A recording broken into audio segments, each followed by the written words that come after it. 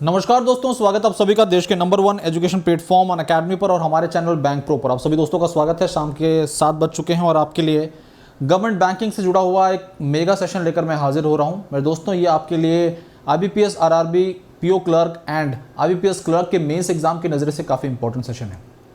तो रफ्तार के साथ मेरे दोस्तों इस सेशन में जुड़ जाइए। सेशन को शेयर कर दीजिए फटाफट तूफानी अंदाज में। सेशन को लाइक कर दीजिए मेरे दोस्तों, और जो भी दोस्त साथी मित्र इस समय सेशन में जुड़े हुए हैं सेशन को शेयर कर दे फटाफट।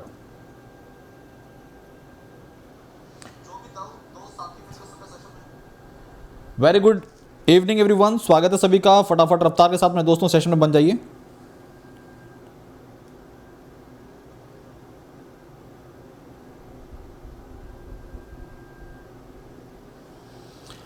तो गाइज, आपके लिए सेशन है गवर्नमेंट बैंकिंग स्कीम्स, जो कि आपके एग्जाम में ज़रूर पूछी जाती हैं। और कोई भी एग्जाम हो, चाहे वो बैंक एग्जाम हो, चाहे SSC का एग्जाम हो, स्टेट लेवल एग्जाम हो, सब एग्जाम में मेरे दोस्तों सरकारी योजनाएं, बैंकिंग से संबंधित योजनाएं और दूसरी योजनाएं एग्जाम में पूछी बहुत जाती हैं। तो उन्हीं के बारे में डिस्कशन है आपके लिए। सेशन को मेरे दोस्तों लेके आ रहे हैं। मेरा नाम भास्कर प्रताप मिश्रा। फॉलो कर लीजिए अनअकैडमी पर। मैं GS faculty expert in GN banking for all bank exam and plus verified educator. इस समय आपके लिए तूफानी ऑफर चल रहा है और ये है BPM 10 कोड इस्तेमाल करके आप पा सकते हैं 20% तक का ऑफ मेरे दोस्तों सभी अनअकैडमी सब्सक्रिप्शंस पर। अगर आप अपने क्रेडिट पॉइंट्स का इस्तेमाल करते हैं तो आपको लगभग 30% तक का ऑफ मिल जाता है। 24 मंथ का सब्सक्रिप्शन प्लस कैटेगरी में आपके लिए 7199 का है। 12 मंथ का सब्सक्रिप्शन आपके लिए 5999 का है। 24 मंथ का सब्सक्रिप्शन मेरे दोस्तों 11,039 रुपए और 12 महीने का सब्सक्रिप्शन आइकॉनिक कैटेगरी में 9279 का। कोड यूज करना है BPM 10। आइकॉनिक के बारे में जान लीजिए। आइकॉनिक के फीचर मेरे दोस्तों काफ़ी अलग हैं। यहाँ पर आपको फिजिकल नोट्स मिलते हैं, एप्लीकेशन पर नोट्स मिलते हैं, मैगजीन्स मिलती हैं, रेज हैंड फैसिलिटी और आस्क डाउट फीचर में प्रायोरिटी मिलती है, पर्सनलाइज सॉल्यूशन मिलता है, मेंटरशिप मिलती है। ये सारी सुविधा मेरे दोस्तों आपको आइकॉनिक सब्सक्रिप्शन में मिलती हैं। मेरे दोस्तों, आपकी जानकारी के लिए बता दें, आप किसी भी एग्जाम की प्रिपरेशन कर रहे होते हैं तो आपको मॉक टेस्ट देने पड़ते हैं। तो ये मॉक टेस्ट मेरे दोस्तों आपके लिए हम लेकर आ रहे हैं अनअकैडमी लाइट फीचर में, UA लाइट में। 55% का ऑफ चल रहा है। 179 रुपीज़ में आपको मात्र 50+ full length test series, section test series, previous year question test series, chapter wise practice questions उपलब्ध हो जाएंगे। कोड वही यूज करना है BPM 10 आपको। आगे बढ़े मेरे दोस्तों, आपके लिए सब नए बैचेस शुरू कर दिए गए। इन बैचेस में एनरोल कर सकते हैं आप एक सिंगल प्लेटफॉर्म पर मल्टीपल एडुकेटर के साथ में। दोस्तों, आपके पास ऑप्शन होते हैं, आप किससे जुड़ना चाहते हैं।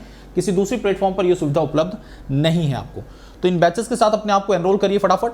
हमारा बैच कब आता है? सुबह 11 बजे, मॉर्निंग 11 AM पर। मॉर्निंग 11 AM पर दोस्तों आपके लिए प्लस की क्लास आती है डेली। एनरोल करिए फटाफट अपने आप को। यहाँ पर बैंकिंग कंसेप्ट और साथ साथ में टॉपिक वाइज MCQs डिस्कस करते हैं हम लोग। अब जितने बच्चे यहाँ पे जुड़े हुए हैं सभी का स्वागत है, most welcome. Very good evening, स्वागत है सभी का। गुड इवनिंग सजल गुप्ता, मोस्ट वेलकम बच्चे।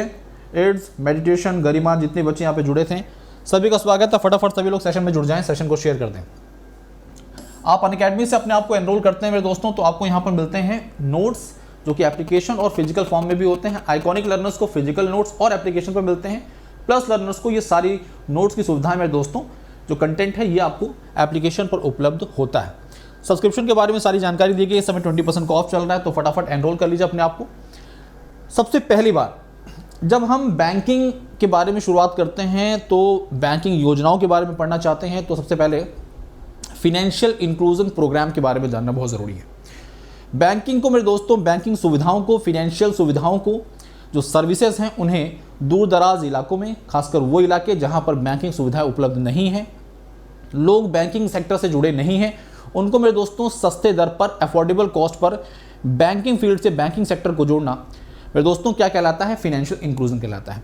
याद रखिएगा, एक बार फिर से बता रहा हूँ, फिनेंशियल और बैंकिंग सेवाएं यानी कि वित्तीय और बैंकिंग सेवाओं को सस्ते दर पर आम आदमी तक पहुंचाना, खासकर उन इलाकों में जहां पर बैंकिंग सुविधाएं नहीं पहुंची हैं और ग्रामीण इलाके, इस प्रोसेस को, इस ऑपरेशन को, इस ऑब्जेक्टिव को मेरे दोस्तों फिनेंशियल इंक्लूजन का नाम दिया जाता है। हिंदी में इसे वित्तीय समावेशन बोलते हैं। पहला सवाल एग्जाम में कभी आपसे पूछा जाए फिनेंशियल इंक्लूजन क्या है, तो याद रखिएगा banking and financial services at affordable cost. इस प्रोसेस को हम फिनेंशियल इंक्लूजन का नाम देते हैं। दूसरा सवाल आपसे पूछा जाएगा देश में सबसे बड़ी और सबसे सफलतम वित्तीय समावेशन योजनाओं के बारे में, तो आपको दिमाग में एक योजना रखनी है पहले तो, और उस योजना का नाम है प्रधानमंत्री जन धन योजना। ये योजना मैं आपको कई बार पढ़ा चुका हूं, इस योजना के बारे में आपको काफ़ी जानकारी होगी, लेकिन इससे जुड़ी बहुत सारी बारीक बातें हैं, बहुत सारी छोटे छोटे पॉइंट्स हैं जो आपको पता होने चाहिए। Good evening everyone, Devendra, Sai Kiran Goud, Sajal Gupta, सभी का स्वागत है, मोस्ट वेलकम। फटाफट सेशन में जुड़ जाइए। अब देखिए, प्रधानमंत्री जनधन योजना ये देश की सबसे सफलतम और सबसे बड़ी फाइनेंशियल इंक्लूजन योजनाओं में से एक है। इसके बारे में आपको सारी जानकारी होना बहुत जरूरी है।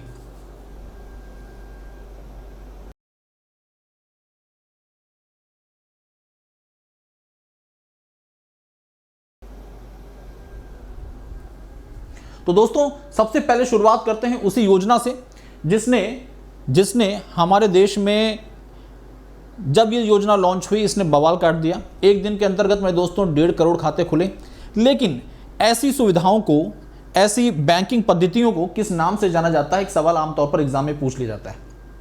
ऐसे बैंक्स जो कि डेमोग्राफी पॉपुलेशन के आधार पर आम आदमी की सुविधाओं के हिसाब से बैंकिंग सुविधाएं देते हैं, उन बैंकों को क्या बोलते हैं? तो याद रखिएगा, बैंक जो आबादी के एक निश्चित जनसांख्यिकी खंड की जरूरतों को पूरा करते हैं, उन्हें किस नाम से जाना जाता है? डिफरेंशिएटेड बैंक्स बोलते हैं। एग्जाम में पूछा जा चुका है। ऐसे बैंकों की जब बात करते हैं तो कई बार इन्हें निशे बैंक की कैटेगरी में नाम दिया जाता है, निशे बैंकिंग बोला जाता है। और ये निशे बैंक्स की कैटेगरी की जब बात करते हैं तो इसी में आपके स्मॉल फाइनेंस बैंक्स आते हैं और पेमेंट्स बैंक इसी के अंतर्गत आते हैं। स्मॉल फाइनेंस बैंक और पेमेंट बैंक्स को बनाने के पीछे मेन ऑब्जेक्टिव क्या है? एग्जाम में ये भी पूछा जा सकता है। तो याद रखिएगा मेरे दोस्तों, इन बैंकों को बनाने के पीछे मेन ऑब्जेक्टिव फाइनेंशियल इंक्लूजन ही है। ये एग्जाम में आ चुका है, एग्जाम में पूछा जा चुका है। तो याद रखिएगा, फाइनेंशियल इंक्लूजन ही स्मॉल फाइनेंस बैंक्स और पेमेंट्स बैंक को बनाने के पीछे मुख्य बिंदु, मुख्य कारण है। अब देखिए, जब हम इस बात को समझ जाते हैं, उसके बाद फाइनेंशियल इंक्लूजन के अंतर्गत सबसे पॉपुलर स्कीम की बात करते हैं तो वो योजना है प्रधानमंत्री जनधन योजना। इस योजना को दोस्तों 28 अगस्त को लॉन्च किया गया था, 28 अगस्त 2014 को। तो सबसे पहला सवाल आपके लिए यही है कि इस योजना ने 8 वर्ष पूरे कर लिए हैं, 8 ईयर्स कंप्लीट कर दिए हैं 28 अगस्त 2022 को। ठीक है भाई, इससे संबंधित बहुत सारी बातें जो मैं आपको लगातार स्पेशल क्लासेस में और प्लस क्लासेस में बताता रहता हूँ। समझते हैं फटाफट में क्या क्या मेन पॉइंट्स हैं। प्रधानमंत्री जनधन योजना के अंतर्गत जो मुख्य विशेषताएं हैं, मुख्य बिंदु हैं, वो ये हैं। आप जब इस योजना के साथ अपने आप को एनरोल करेंगे तो जो अकाउंट ओपन होगा वो BSBDA अकाउंट ओपन होता है, यानी कि जीरो बैलेंस पर खाता खुलता है और ऐसे अकाउंट को हम basic saving bank deposit account का नाम देते हैं। आपको यहाँ पर 2 लाख का बीमा मिलता है, आपको 10,000 की OD फैसिलिटी यानी कि ओवरड्राफ्ट फैसिलिटी मिलती है, जिसे एक प्रकार की एडवांस सुविधा बोलते हैं। रुपए डेबिट कार्ड मिलेगा और आयु सीमा जो है 18 से 65 के बीच की, 18 to 65 की एज लिमिट है, इस बात को ध्यान रखिएगा।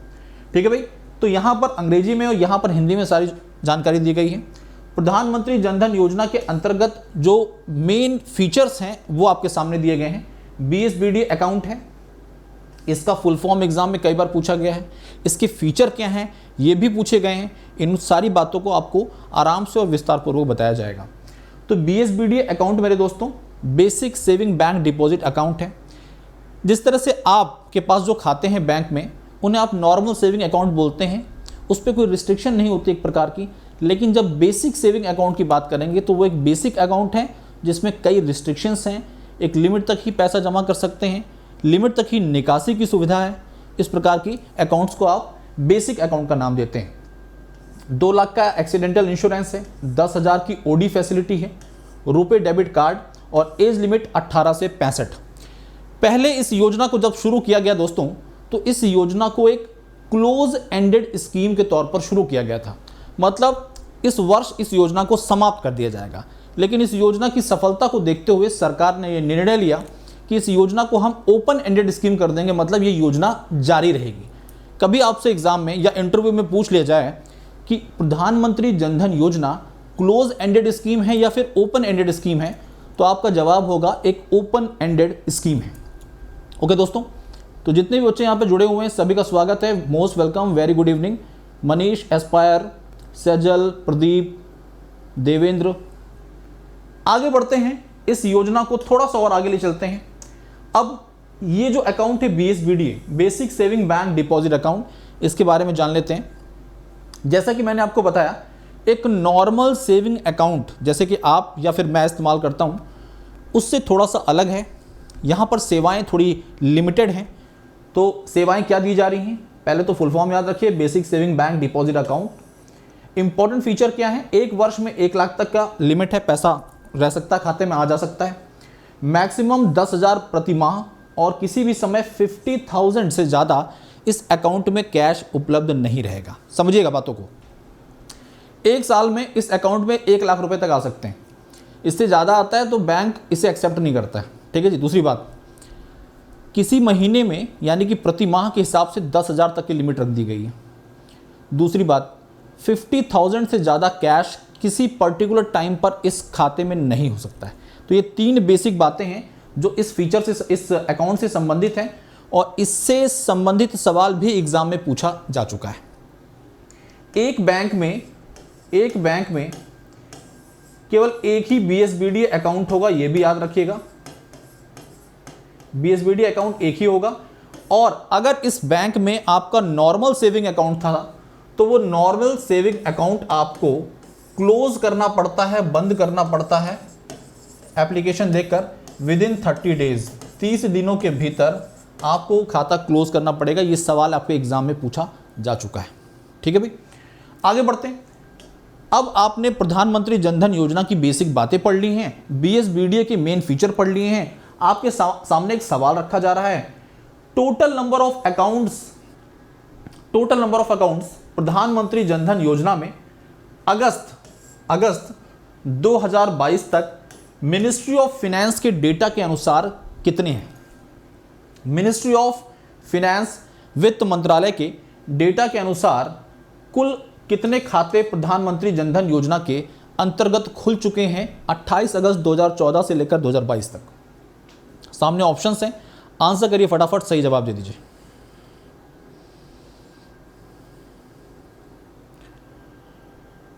अनमोल बिल्कुल सही जवाब है। 46 करोड़ खाते मेरे दोस्तों खुल चुके हैं। 46 करोड़ अकाउंट ओपन हो चुके हैं।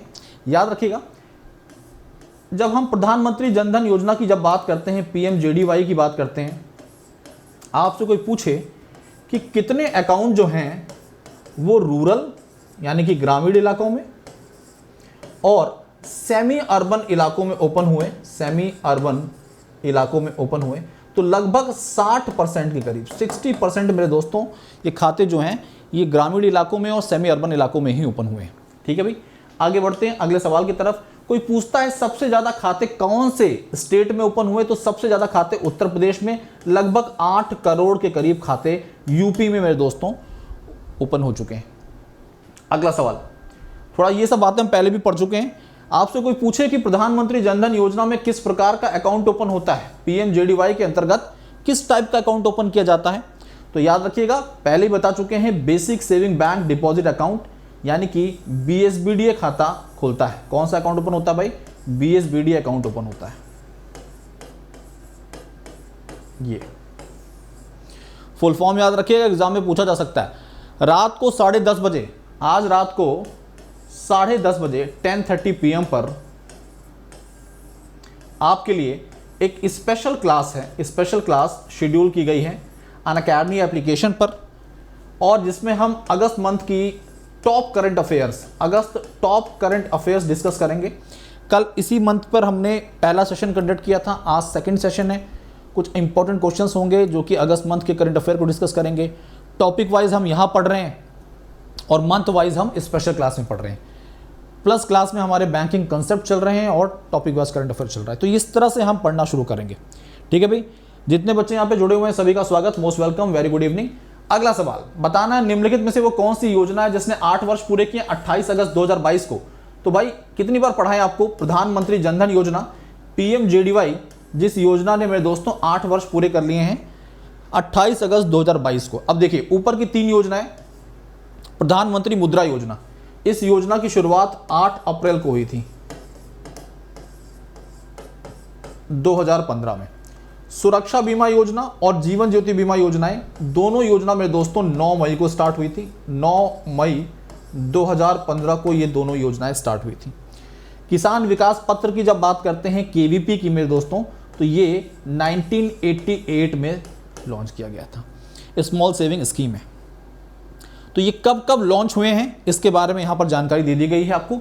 इससे संबंधित जो बेसिक बातें हैं वो आगे हम पढ़ते रहेंगे। अगला सवाल, निम्नलिखित में से वो कौन सा पॉइंट है जो कि प्रधानमंत्री जनधन योजना से संबंधित सही नहीं है? पीएमजेडीवाई से संबंधित कौन सा ऑप्शन है जो करेक्ट नहीं है? कमेंट बॉक्स में फटाफट जवाब दे दीजिए, सही जवाब क्या है? Account open at zero balance, account type BSBD, overdraft 10,000 की, एक्सीडेंटल इंश्योरेंस 1 लाख का, एज लिमिट 18 से 65 वर्ष। सही जवाब क्या है फटाफट? तो मेरे दोस्तों सही जवाब आना शुरू हो चुके हैं। ये योजना बच्चों के दिमाग में एकदम बैठ सी गई है।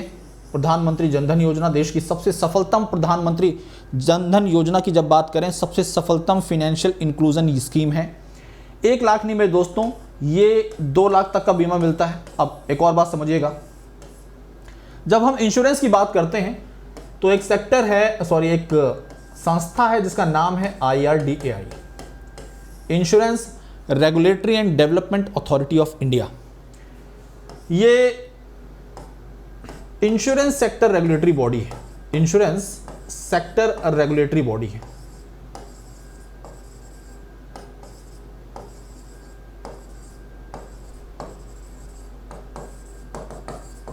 ठीक है भाई, इंश्योरेंस सेक्टर रेगुलेटरी बॉडी है। इसका मुख्यालय, इसका हेडक्वार्टर दोस्तों हैदराबाद में है। सवाल आपसे यह है कि इसके चेयरमैन इस समय कौन है? आंसर करिए फटाफट, इसके चेयरमैन का नाम क्या है? इसके चेयरमैन कौन है? कमेंट बॉक्स में फटाफट बता दीजिए। बिल्कुल सही जवाब आ रहे हैं बच्चों के, 4th ऑप्शन एकदम सही है। लेकिन आपको यहां पर बताना है मेरे दोस्तों कि चेयरमैन कौन है इस समय, IRDAI में चेयरमैन कौन है? Insurance regulatory and development authority of India में चेयरमैन का पद किसके पास है? रफ्तार के साथ जवाब दीजिए, कमेंट बॉक्स में फटाफट आंसर कर दीजिए। तो मेरे दोस्तों चेयरमैन इस समय देवाशीष पांडा है। कौन है भाई? देवाशीष पांडा है, याद रखिएगा कौन है? देवाशीष पांडा।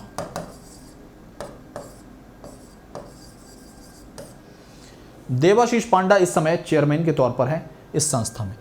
अगली बात आपकी जानकारी के लिए, IRDAI की जब बात करते हैं, insurance regulatory and development authority of India की बात करते हैं, ये इंश्योरेंस सेक्टर को रेगुलेट करता है। चेयरमैन, हेडक्वार्टर, जब ऐसी योजनाओं की बात की जाती है जिसमें इंश्योरेंस दिया जा रहा है तो मेरे दोस्तों अप्रूवल यहीं से लिया जाता है। अप्रूवल, फाइनल अप्रूवल मेरे दोस्तों यहीं से दिया जाता है, ध्यान रखिएगा। IRDAI जैसी संस्था जो है ये इंश्योरेंस सेक्टर को रेगुलेट करती है। आगे बढ़ते हैं, अगले सवाल पे चलते हैं लेकर आपको। नेक्स्ट क्वेश्चन क्या है? आपको बताना है BSBDA से संबंधित निम्नलिखित में से कौन सा पॉइंट है जो कि सही नहीं है? Which of the following point related to BSBD is not correct? BSBD से संबंधित कौन सा पॉइंट है? ये सवाल बहुत बार पूछा है मैंने आपसे अपनी स्पेशल क्लास में, प्लस क्लास में। BSBD से संबंधित एक बात मैंने आपको बताई थी, एक बैंक में केवल एक ही BSBD खाता खुलेगा। अगर BSBD अकाउंट ओपन हुआ है तो नॉर्मल सेविंग अकाउंट वहां पर ओपन नहीं रहेगा, याद रखिएगा। उसे 30 दिन के भीतर आपको क्लोज कराना पड़ेगा। तो आंसर करिए, सही जवाब क्या है? तो करेक्ट आंसर मेरे दोस्तों सही जवाब है कि customer can have 1 BSBD and normal saving account in 1 bank. ये पॉइंट सही नहीं है, 5th ऑप्शन सही नहीं है। BSBD अकाउंट जो है 1 वर्ष में 1 लाख, किसी भी टाइम ज़्यादा से ज़्यादा 50,000, 1 महीने में 10,000, एक बैंक में एक BSBD खाता हो सकता है, लेकिन एक ही बैंक में एक BSBD और एक नॉर्मल सेविंग अकाउंट नहीं हो सकते हैं। 30 दिन के भीतर खाता क्लोज कराना ज़रूरी है।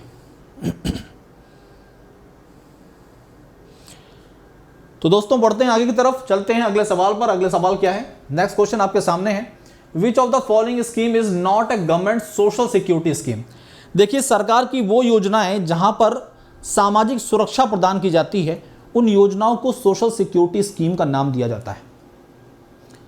वो पेंशन भी हो सकती है, वो बच्चियों से संबंधित योजनाएं भी हो सकती हैं, उनके पढ़ाई के लिए, उनके आने वाले भविष्य के लिए संबंधित कोई योजना हो सकती है। लेकिन मेरे दोस्तों आपको यहाँ पर उस गलत ऑप्शन को यहाँ से हटाना है जो कि एक सोशल सिक्योरिटी स्कीम नहीं है। Which of the following scheme is not a social security scheme? फटाफट आंसर कर दीजिए कमेंट बॉक्स में।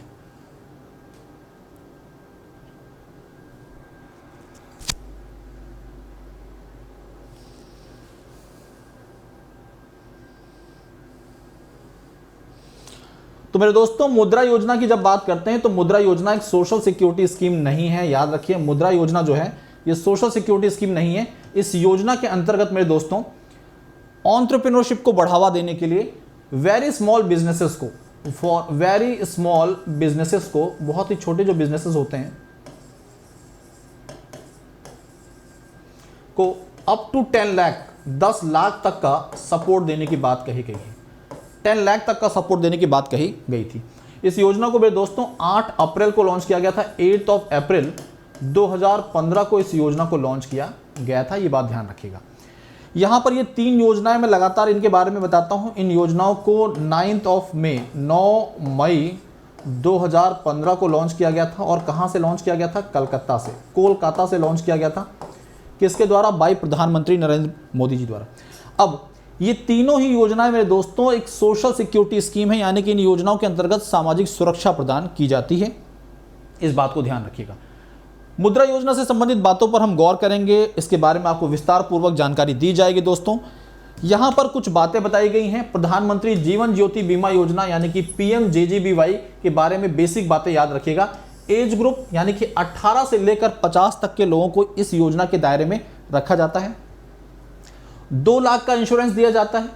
लेकिन मेरे दोस्तों याद रखिएगा, प्रीमियम जो है पहले 330 रुपया हुआ करता था, अब इस प्रीमियम को बढ़ा दिया गया है, अब ये हो गया है 436 रुपया। तो पुराना वाला प्रीमियम भूल जाइए, नए वाले प्रीमियम को याद रखिए। 436 रुपये अब प्रधानमंत्री जीवन ज्योति योजना का प्रीमियम रेट हो गया है। ये आपके लिए इंपॉर्टेंट है, एग्जाम में सवाल बन सकता है आपके IBPS RRB क्लर्क में। आगे बढ़ते हैं। आपसे पूछा जाएगा मेरे दोस्तों कि प्रधानमंत्री सुरक्षा बीमा योजना जो है, इसमें एज लिमिट का क्राइटेरिया क्या है, कितने का इंश्योरेंस दिया जाता है और इसमें प्रीमियम रेट क्या है। तो मेरे दोस्तों इस स्कीम के अंतर्गत 18 से 70 तक के लोग जो हैं, 18 to 70 ईयर्स तक के जो लोग हैं, उनको इस योजना का लाभ दिया जाता है। अगर ये एक्सीडेंटल इंश्योरेंस है, याद रखिएगा एक प्रकार की एक्सीडेंटल इंश्योरेंस योजना है। यहां पर एक्सीडेंटल इंश्योरेंस मिलता है और एक्सीडेंटल केसेस में मेरे दोस्तों अगर डेथ हो जाती है या फिर पर्सन फुली डिसेबल हो जाता है तो 2 लाख तक की लिमिट है, 2 लाख का इंश्योरेंस है। अगर पार्शियल डिसेबिलिटी है तो 1 लाख तक की यहां पर आपका इंश्योरेंस कवर हो दिया जाता है। प्रीमियम रेट मेरे दोस्तों पहले 12 रुपया हुआ करता था, अब इसे बढ़ाकर 20 रुपया कर दिया गया है प्रीमियम रेट। तो जीवन ज्योति बीमा योजना में प्रीमियम रेट 330 रुपये से बढ़ाकर 436 कर दिया गया है और सुरक्षा बीमा योजना में मेरे दोस्तों प्रीमियम रेट जो है उसे 12 रुपये से बढ़ाकर 20 रुपये कर दिया गया। सबसे मेन पॉइंट आपके लिए यही है। आगे बढ़ते हैं और जानकारी देते हैं आपको अगली योजना से संबंधित जो आपके लिए काफ़ी इंपॉर्टेंट है। देखिए हम इसके बारे में कई बार बता चुके हैं, जीवन ज्योति बीमा योजना, सुरक्षा बीमा योजना, अटल पेंशन योजना।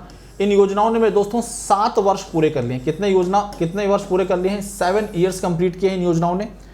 ये सोशल सिक्योरिटी नेट प्रोवाइड करते हैं और कब लॉन्च हुए थे? वर्ष 2015 में इन योजनाओं को लॉन्च किया गया था। 2015 को लॉन्च किया गया था। इस बार 9 मई को इन योजनाओं ने 7 वर्ष पूरे कर लिए हैं, 7 ईयर्स कंप्लीट कर लिए हैं। आगे बढ़े, अब हम चर्चा करेंगे एक योजना की जिसकी बात करते हैं, प्रधानमंत्री मुद्रा योजना। आपके एग्जाम में हर वर्ष, आपके बैंक एग्जाम में, कोई भी एग्जाम में एक क्वेश्चन जरूर बनाता है, एक सवाल एग्जाम में आ जाता है। पिछला पेपर उठा के देखेंगे तो पाएंगे आपसे जो क्वेश्चन पूछे जाते हैं वो यहां से पूछे जाते हैं। शिशु, किशोर, तरुण, ये 3 फेजेस हैं।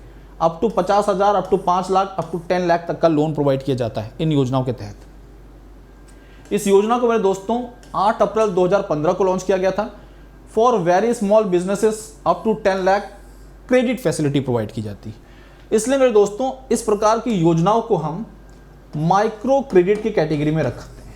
किस क्रेडिट के? माइक्रो क्रेडिट की कैटेगरी में रखा जाता है। कई बार एग्जाम में पूछा जाता है कि मुद्रा योजना जो है ये किस प्रकार की क्रेडिट फैसिलिटी प्रोवाइड करता है, तो आपका जवाब होगा माइक्रो क्रेडिट फैसिलिटी प्रोवाइड करता है। ठीक है भाई, अगले सवाल की तरफ चलें। इस योजना के अंतर्गत शिशु फेज है, किशोर है और तरुण है। शिशु के अंतर्गत आपको 50,000 तक की सुविधा, किशोर के अंतर्गत 5 लाख और तरुण के अंतर्गत 10 लाख तक की सुविधा दी जाती है। आपको मुद्रा का फुल फॉर्म पता होना चाहिए। मुद्रा का फुल फॉर्म क्या है? कमेंट बॉक्स में फटाफट जवाब दे दीजिए। आप जितने भी दोस्त साथी मित्र यहाँ पे जुड़े हुए हैं, फटाफट मुद्रा का फुल फॉर्म बता दीजिए। बहुत पुरानी बात है, आपको पता होना चाहिए, बहुत ही पुरानी बात है, पुरानी योजना है। नए बच्चे जुड़ रहे हैं उनको कई बार दिक्कतें होती हैं इन फुल फॉर्म को याद करने में, लेकिन जो पुराने बच्चे हैं, जो साथी पहले से पढ़ रहे हैं हमारे साथ, फटाफट कमेंट बॉक्स में आंसर करिए इस योजना का फुल फॉर्म क्या है। तो प्रधानमंत्री मुद्रा की जब बात करते हैं तो ये मुद्रा योजना मेरे दोस्तों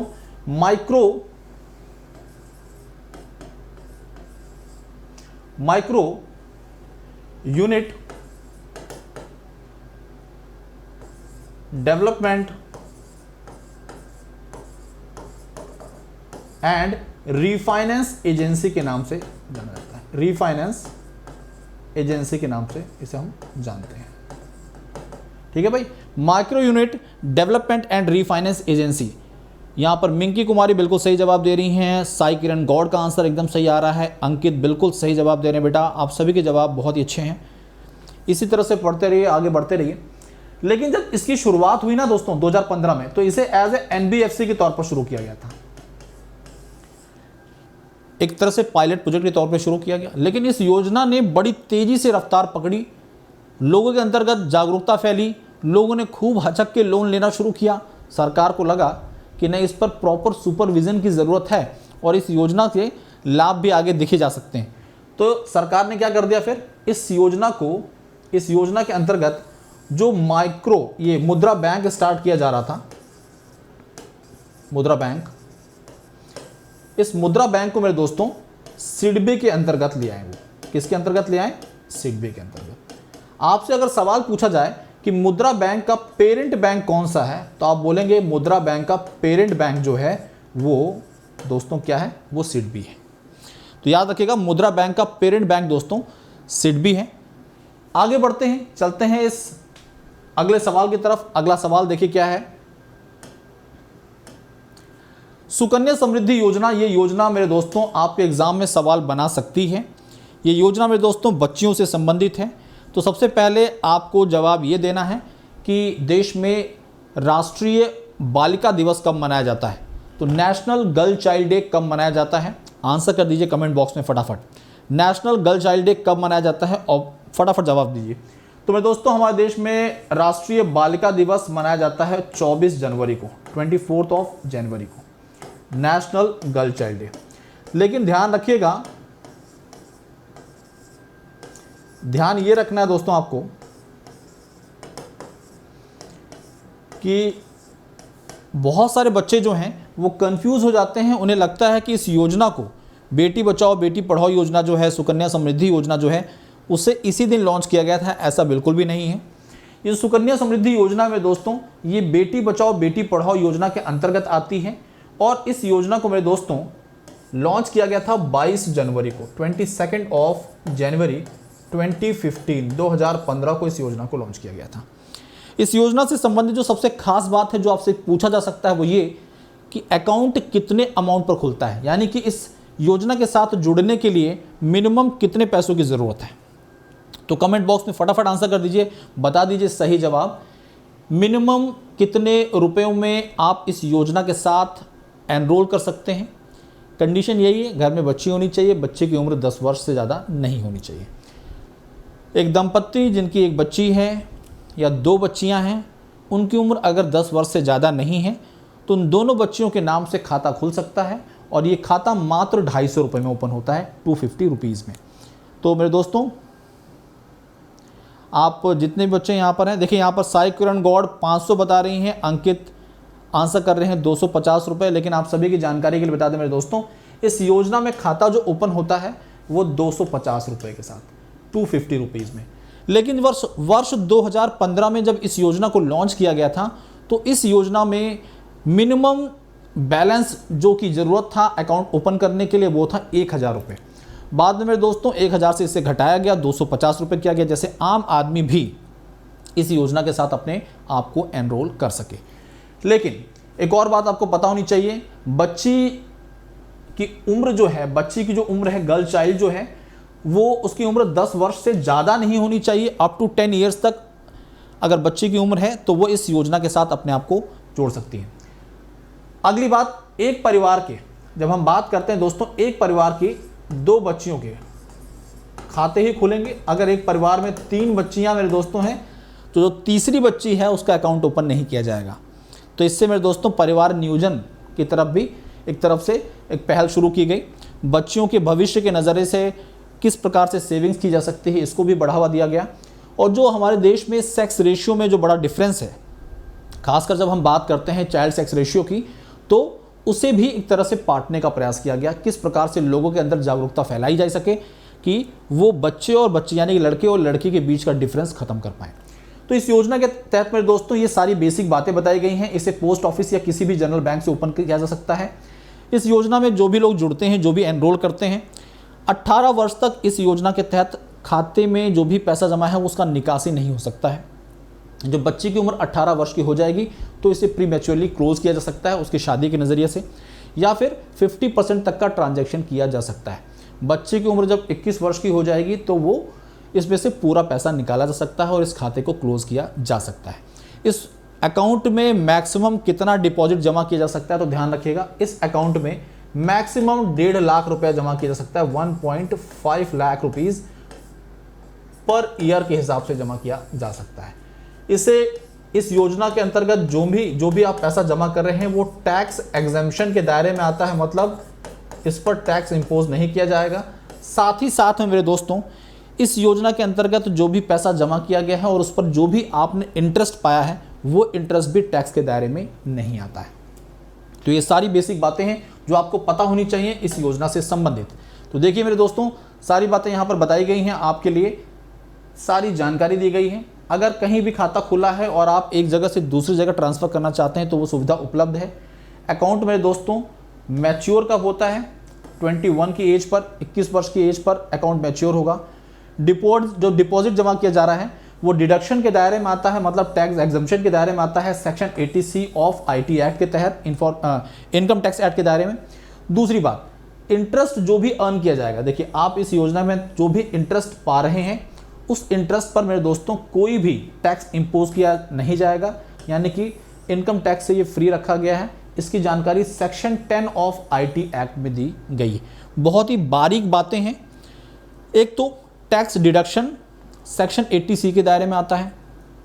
जो भी आप इंटरेस्ट इस पे अर्न करेंगे वो इंटरेस्ट इनकम टैक्स से फ्री रहेगा, वो सेक्शन 10 ऑफ IT एक्ट 1961 के तहत आता है। ठीक है भाई, सारी बातें बता दी गई हैं। अब किसी को कोई कंफ्यूजन नहीं होना चाहिए इस योजना को कब लॉन्च किया गया है। अगली बात, इस योजना पे इंटरेस्ट रेट क्या मिल रहा है आपको? फटाफट आंसर कर दीजिए। What is the current interest rate on Sukanya Samriddhi Yojana? इस समय सुकन्या समृद्धि योजना पर इंटरेस्ट रेट क्या मिल रहा है? सुकन्या समृद्धि योजना मेरे दोस्तों एक प्रकार की सोशल सिक्योरिटी स्कीम है, या फिर बोल सकते हैं स्मॉल सेविंग स्कीम के दायरे में आती है। आंसर करिए फटाफट, सही जवाब क्या है? अंकित का जवाब यहां पर आ चुका है। करेक्ट आंसर है 7.6, बिल्कुल सही जवाब। 7.6% मेरे दोस्तों, 7.6 इज द करेक्ट आंसर।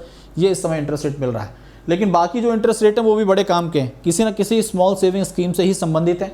7.4% मेरे दोस्तों ये सीनियर सिटीजन स्कीम्स जो हैं, सीनियर सिटीजन स्कीम्स चल रही हैं उस पर दिया जा रहा है।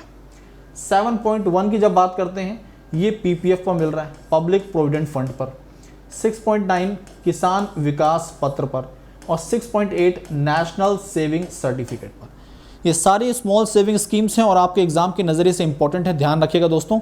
सारी स्मॉल सेविंग स्कीम्स हैं और आपके एग्ज़ाम के पॉइंट ऑफ व्यू से भी इम्पॉर्टेंट हैं।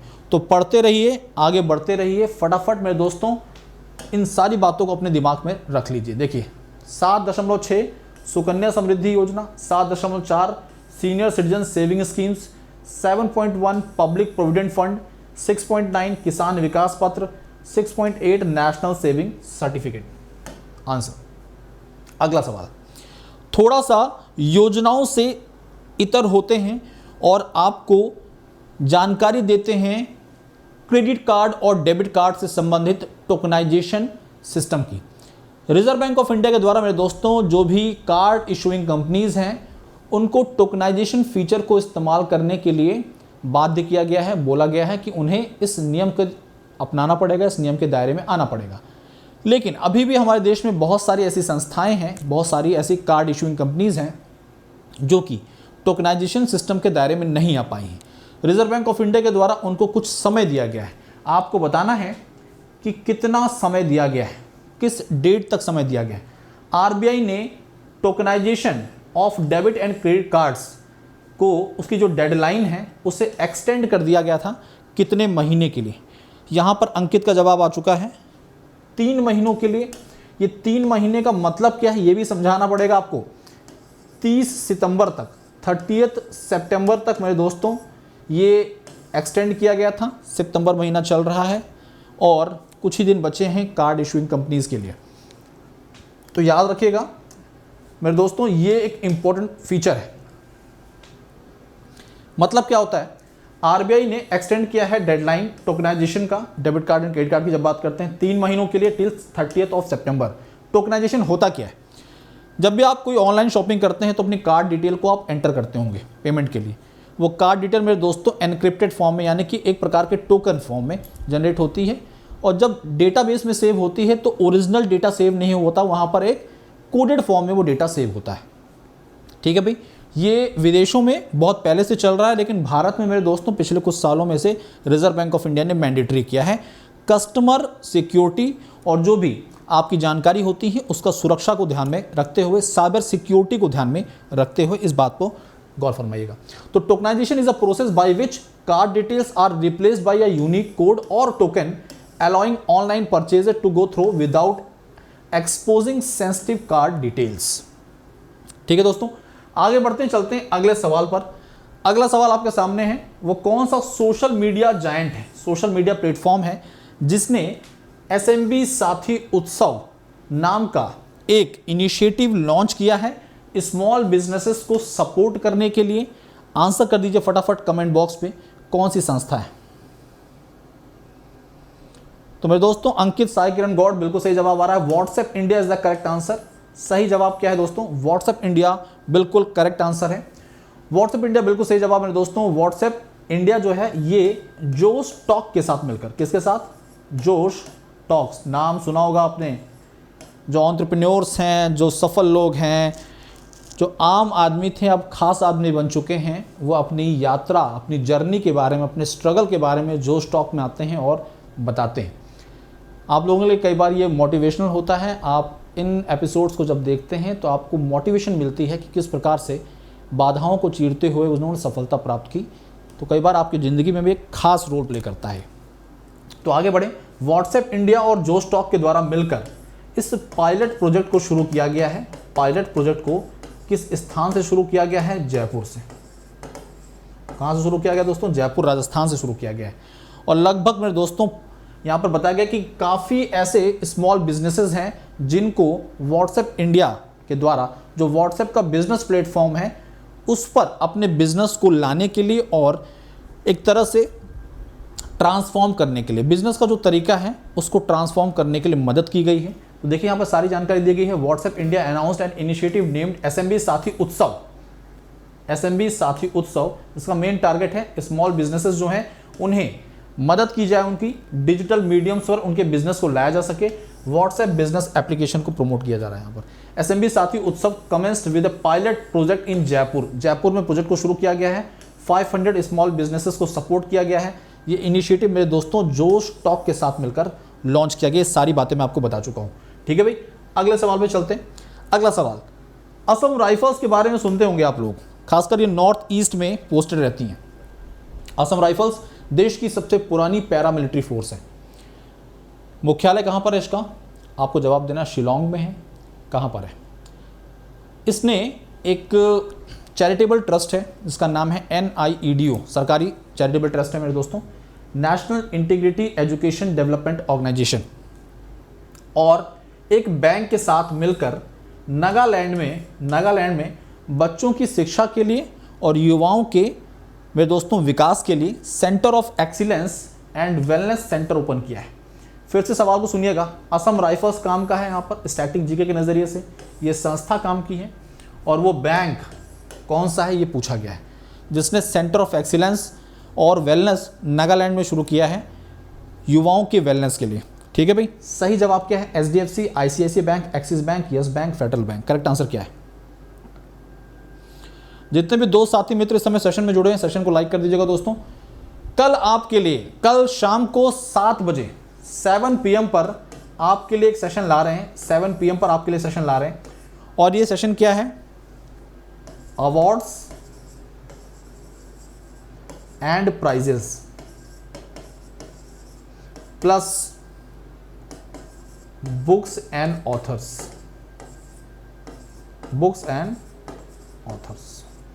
तो कल शाम को 7 बजे इसी चैनल पर बैंक प्रो पर आपके लिए ला रहे हैं हम एक सेशन, जो कि अभी तक यानी कि 2022 के जो भी इंपॉर्टेंट अवार्ड्स एंड प्राइजेस हैं और बुक्स एंड ऑथर्स हैं, इसको एक साथ कवर किया जाएगा।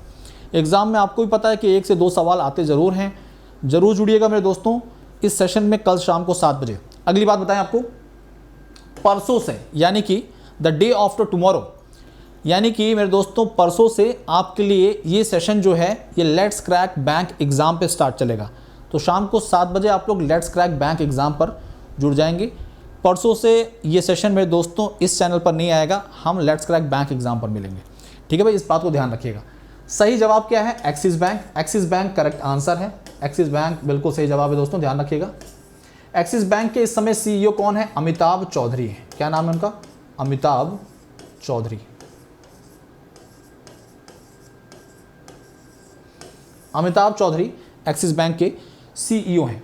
एक्सिस बैंक की जब चर्चाएं की जाती हैं मेरे दोस्तों, तो पावर सैल्यूट नाम का एक इनिशिएटिव शुरू किया था इसने। पावर सैल्यूट, ये इनिशिएटिव मेरे दोस्तों इंडियन आर्म फोर्सेस को बैंकिंग सुविधाएं पहुंचाने के नज़रिए से शुरू किया गया था। अब इस सवाल के बारे में थोड़ा सा और डीपली जान लीजिए। हम बात कर रहे थे असम राइफल्स की, जो कि देश की सबसे ओल्डेस्ट पैरामिलिट्री फोर्स है, अर्धसैनिक बल है। इसका मुख्यालय शिलोंग में है, मेघालय में, याद रखिएगा। DG यानी कि डायरेक्टर जनरल जो हैं संस्था में प्रदीप चंद्रन नायर है।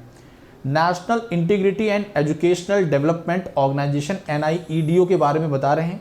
ये एक पब्लिक चैरिटेबल ट्रस्ट है। इसका मुख्य काम क्या है? एजुकेशन सेक्टर में एक तरह से डेवलपमेंट करना और साथ साथ में वो लोग जो कि अंडर प्रिविलेज चिल्ड्रन हैं, जो शिक्षा से दूर हो चुके हैं, वापस उन्हें शिक्षा से बांधना, शिक्षा दिलाना।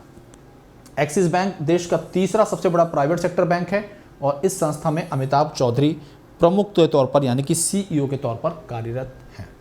अगला सवाल आपको बताना है वो कौन सा बैंक है जिसने एक MOU साइन किया है $150 मिलियन का IPE ग्लोबल के साथ हमारे देश में भारत में हेल्थ केयर इंफ्रास्ट्रक्चर को दुरुस्त करने के लिए। तो IPE ग्लोबल के साथ वो कौन सा बैंक है मेरे दोस्तों जिसने $150 मिलियन का एक मेमोरेंडम ऑफ अंडरस्टैंडिंग साइन किया है भारत में स्वास्थ्य क्षेत्रों में जो बुनियादी सुविधाएं हैं उनको दुरुस्त करने के नज़रिए से। उस बैंक के बारे में जानकारी देनी है, कमेंट बॉक्स में फटाफट आंसर कर दीजिए सही जवाब क्या है। तो यहाँ पर करेक्ट आंसर क्या है, रफ्तार के साथ जवाब देना शुरू करिए। आंसर करिए मेरे दोस्तों, सही जवाब क्या है? तो सही जवाब है एक्सिस बैंक। फिर से मेरे दोस्तों, axis bank is the correct answer. Axis bank correct answer है। अमिताभ चौधरी CEO हैं। एक और खास बात मेरे दोस्तों, एक्सिस बैंक ने किस संस्था का एक्विजिशन कर लिया? आप देखिए, सिटी बैंक जो है, सिटी बैंक, मैंने थोड़ा सा गलत बोल दिया, इसे सही कर देता हूं मैं फिर से। सिटी बैंक जो है ये एक अमेरिकन बैंक है दोस्तों। कहाँ का बैंक है? अमेरिका का बैंक है। इसका जो भी बिजनेस भारत में चल रहा था, चाहे वो हाउस लोन से संबंधित है ना, वेल्थ मैनेजमेंट सर्विस है ना, इस प्रकार की कंज्यूमर लोन जो भी हैं, इस प्रकार के जो भी बिजनेसेस थे भारत में रन कर रहे थे, इन सभी बिजनेसेस को एक्सिस बैंक ने मेरे दोस्तों एक्वायर कर लिया है। तो आपसे एग्जाम में पूछा जा सकता है कि सिटी बैंक जो कि भारत के अलावा 12 दूसरे अंतर्राष्ट्रीय मार्केट हैं जहां से अपने बिजनेस को एक तरह से शट डाउन कर रहा है, भारत में सिटी बैंक के जो भी बिजनेस रन कर रहे थे उसे किस बैंकिंग संस्था के द्वारा एक्वायर किया गया है? तो करेक्ट आंसर क्या मेरे दोस्तों? एक्सिस बैंक है। याद रखिएगा, एग्जाम में सवाल बन सकता है। स्टेट बैंक ऑफ इंडिया में दिनेश कुमार खरा हैं। HDFC बैंक में S जगदीशन, ICICI बैंक में संदीप बख्शी और यस बैंक में प्रशांत कुमार CEO के तौर पर कार्यरत हैं। आगे बढ़ते हैं, चलते हैं अगले सवाल की तरफ।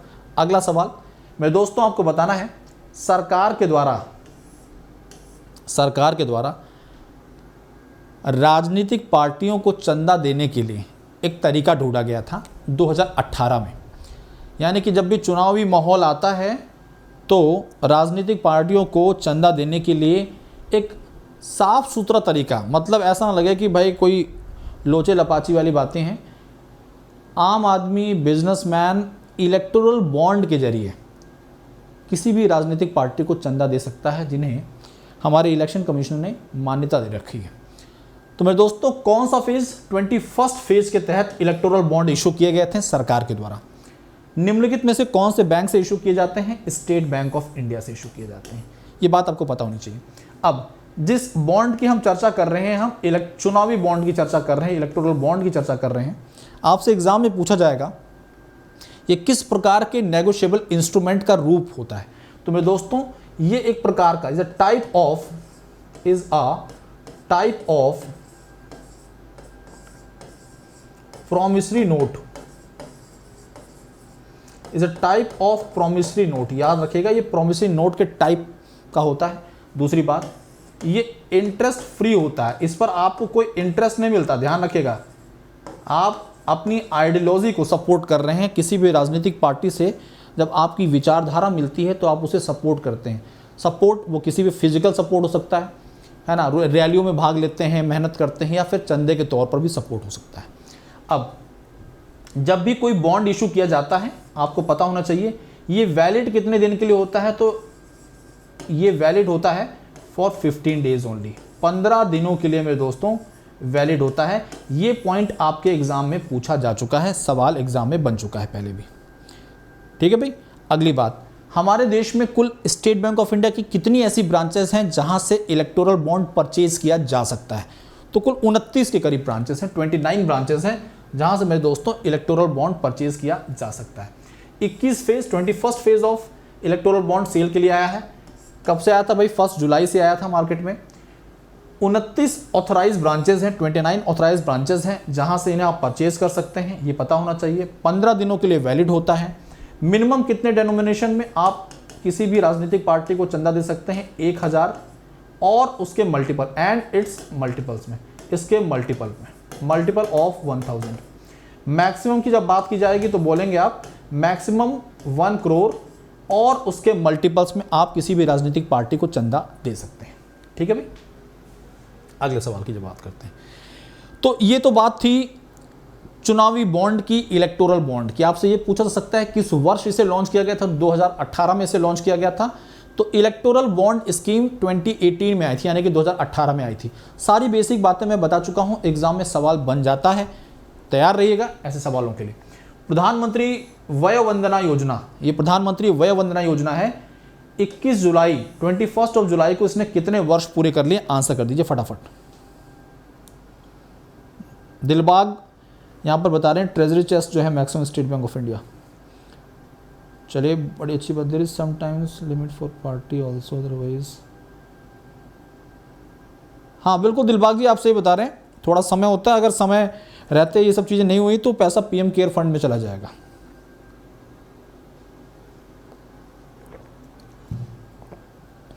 प्रधानमंत्री वय वंदना योजना, इस योजना ने 21 जुलाई को कितने वर्ष पूरे कर लिए? टोटल कितने ईयर्स कंप्लीट कर लिए भाई? 7 वर्ष, 5 वर्ष पूरे किए हैं। 5 ईयर्स कंप्लीट किए मेरे दोस्तों। इस योजना ने 5 वर्ष पूरे किए हैं। लेकिन आपकी जानकारी के लिए बता दें, इस योजना की समाप्ति का वर्ष था, सरकार ने इस योजना को एक्सटेंड कर दिया है। अब ये एक्सटेंड कर दिया गया है कब तक के लिए? 31 मार्च 2023 तक के लिए एक्सटेंड कर दिया गया। याद रखिएगा 31 ऑफ मार्च 2023 के लिए एक्सटेंड किया गया है। प्रधानमंत्री वीवीवाई, आपके एग्जाम में एक सवाल बताऊं क्या पूछा जाता है कि वीवीवाई में सेकंड वाला वी किस लिए स्टैंड करता है? ऐसा क्वेश्चन एग्जाम में पहले बहुत आता था। कभी भी मूड सटक जाएगा और वो सवाल इस प्रकार का दोबारा ले आएंगे, प्रधानमंत्री वीवीवाई क्या है? तो वय वंदना योजना याद रखिएगा, लॉन्च हुई थी 21 जुलाई को 2017 को। 5 वर्ष पूरे किए हैं। इस समय मेरे दोस्तों इस पर इंटरेस्ट 7.4% मिल रहा है। आगे बढ़ते हैं। देखिए 7.4% पर एनम के हिसाब से इंटरेस्ट रेट मिल रहा है इस पर। यह बात ध्यान रखिएगा, एग्जाम के लिए काम की। तो इस तरह से आज के सेशन को समाप्त करने का समय आ चुका है। अब कुछ खास बातें आपके लिए, आप अनअकैडमी से जुड़ना चाहते हैं तो आपके लिए कोड है BPM 10। इस कोड का इस्तेमाल कर सकते हैं मेरे दोस्तों। आपको मिलेगा 20% से ज़्यादा ऑफ। अपने क्रेडिट पॉइंट्स इस्तेमाल कर लीजिए, 30% तक की छूट मिल जाएगी। अगली बात, कल शाम को 7 बजे 7 PM पर आपके लिए awards, prizes, books and author का सेशन ला रहे हैं हम। इसके अलावा आज रात को 10:30 बजे अनअकैडमी स्पेशल क्लास पर आपके लिए अगस्त मंथ का करंट अफेयर आ रहा है, रिवीजन बैच आ रहा है। तो मेरे दोस्तों जुड़िए ज़रूर, पढ़िए हमारे साथ, हचक कर पढ़ने में मज़ा आएगा।